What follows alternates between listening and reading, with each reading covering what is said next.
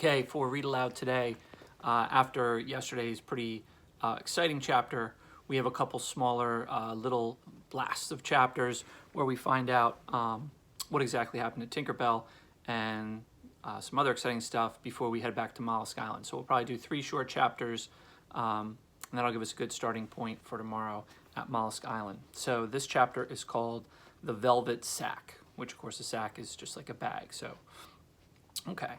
Ravel, his wide face clammy with sweat of fear, stood outside the door to the king's chamber.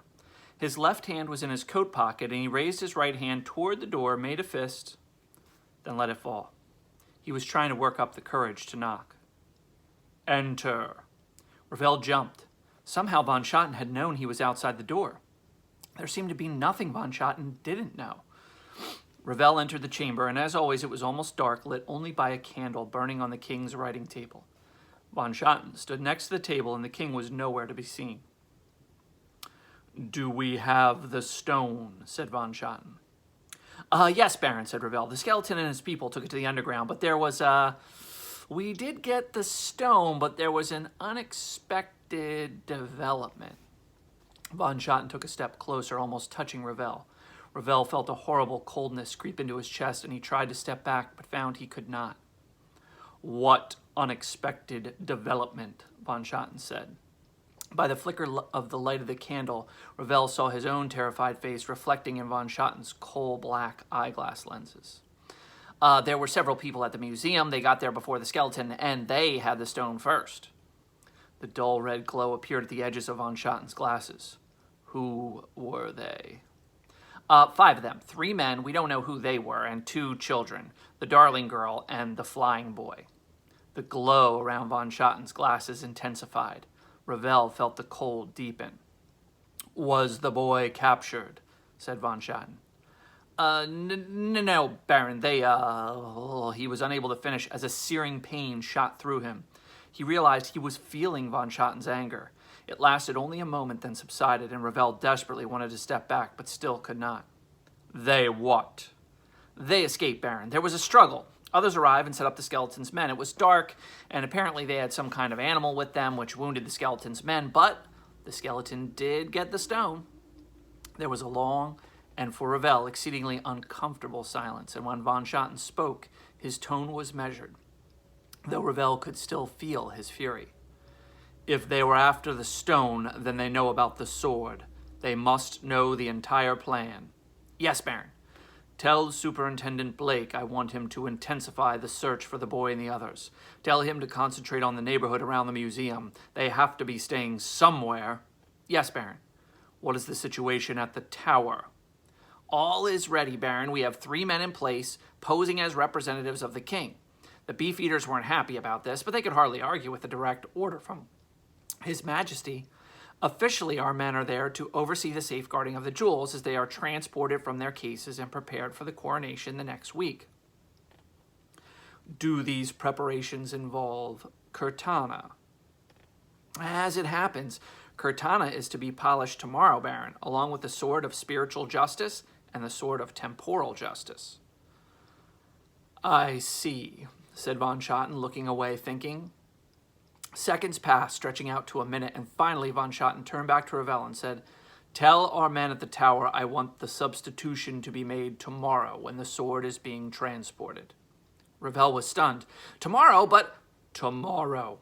Inform the skeleton there has been a change of plans, and arrange for the train. We will reunite Curtana with the tip tomorrow night. We must act quickly before the boy and his allies can make any more trouble." "Yes, Baron." "And tell the skeleton to be on guard. We cannot allow the boy to thwart us. I am disappointed that the skeleton has failed twice now to capture him." "Well, he didn't fail completely, Baron." "What do you mean?" Ravel pulled his left hand from his pocket. He was holding a little black velvet bag, tied tightly at the top with a double-knotted silver cord. "What is that?" said von Schotten. Now, think about what might be in that bag. "Something very dear to the flying boy," said Ravel. He handed the sack to von Schotten. "I suggest you open it carefully." Von Schotten quickly untied the knot with his long, bony fingers. Keeping a firm grip on the top of the bag, he opened it just a bit. And from within came a faint glow and a lone, mournful chime. Von Schotten retied the knot and looked at Ravel. He did not smile because Von Schotten never smiled, but there was a look of grim satisfaction on his hatchet-thin face. "This pleases me. The boy will never leave England without her." "No, Baron."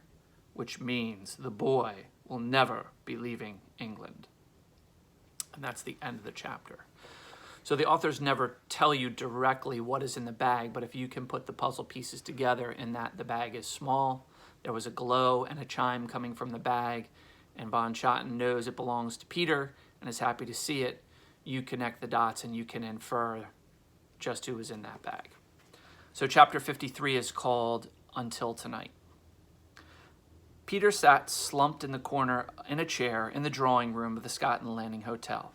He had barely spoken a word since the night before when he and the others had returned from their ill-fated trip to the museum. Mrs. Bumbrake made breakfast for everyone. Peter didn't eat his, then retired upstairs with John and Michael.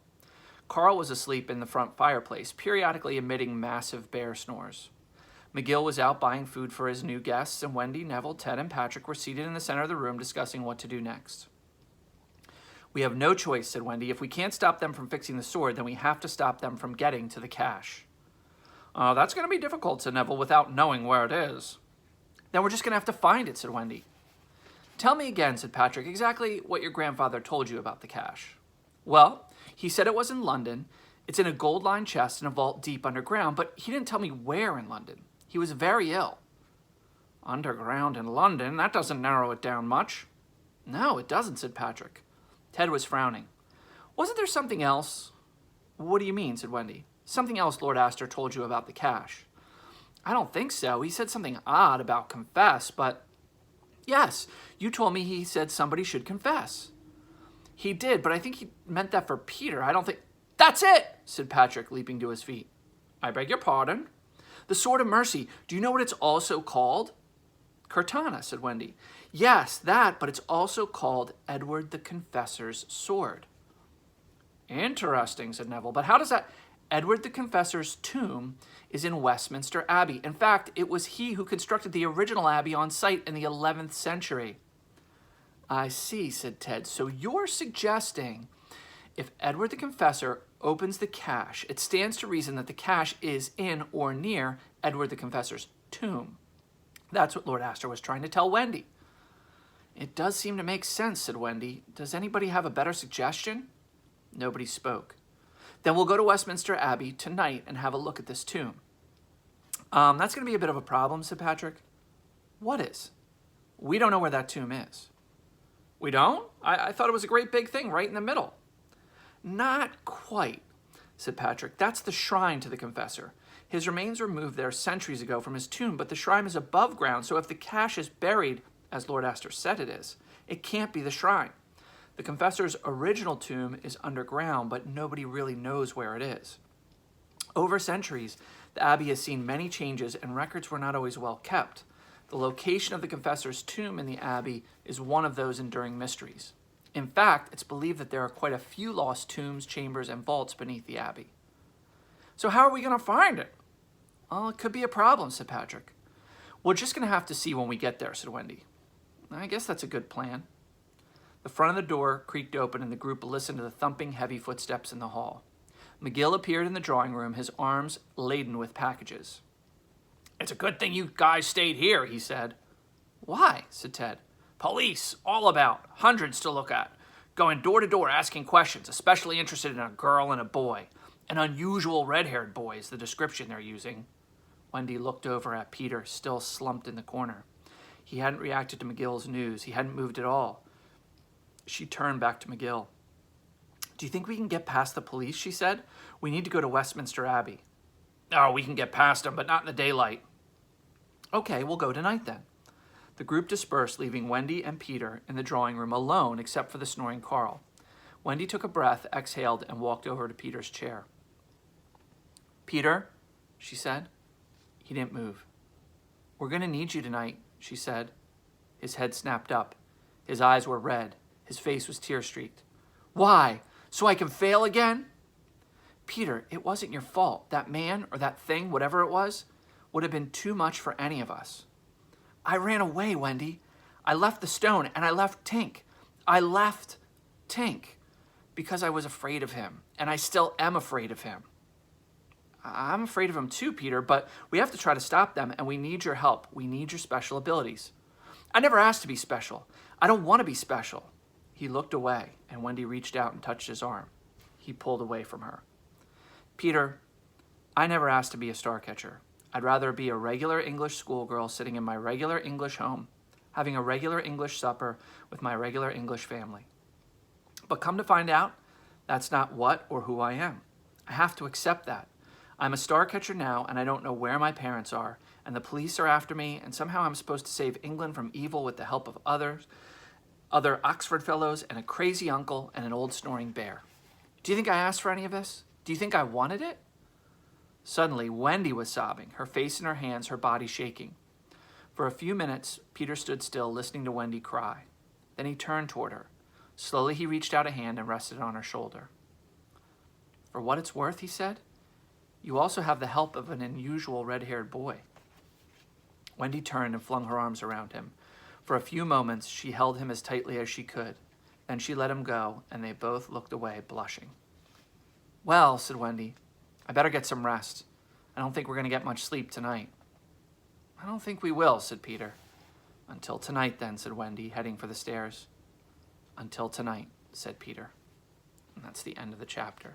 So this is kind of a key part for Peter because he's usually so confident in his skills and his ability, and we see that has only grown as he's lived on the island with his flying ability, that he feels like he's almost superior to people, and this is the first time where he really gets kind of knocked down and questions his ability. So we have to see if he's able to rise to the occasion, no pun intended. Chapter 54 is called A Minor Mishap, and this will be our last chapter. It's one page, it's a quick one, and it's a key part of the story.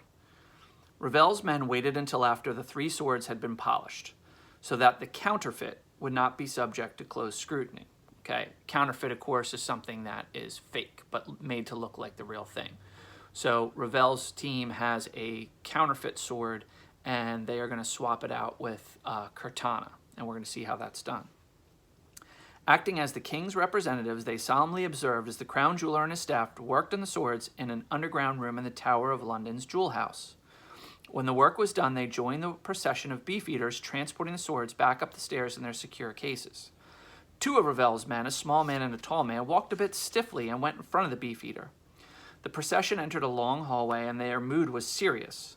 The last place they expected trouble was here in the underground of the tower complex. Halfway down the tunnel, the short man in front of the beefeater holding Cortana stumbled, or so it appeared.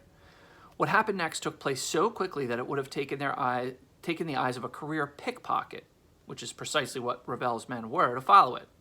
The short man fell to the floor, sprawling in such a way that he took out the feet from under the beefeater.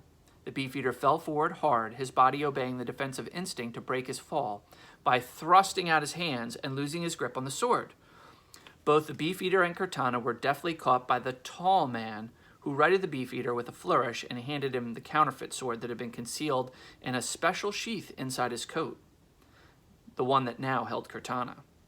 The men ahead in line didn't see any of this. They were facing forward. Everyone quickly concluded that it had been a minor mishap.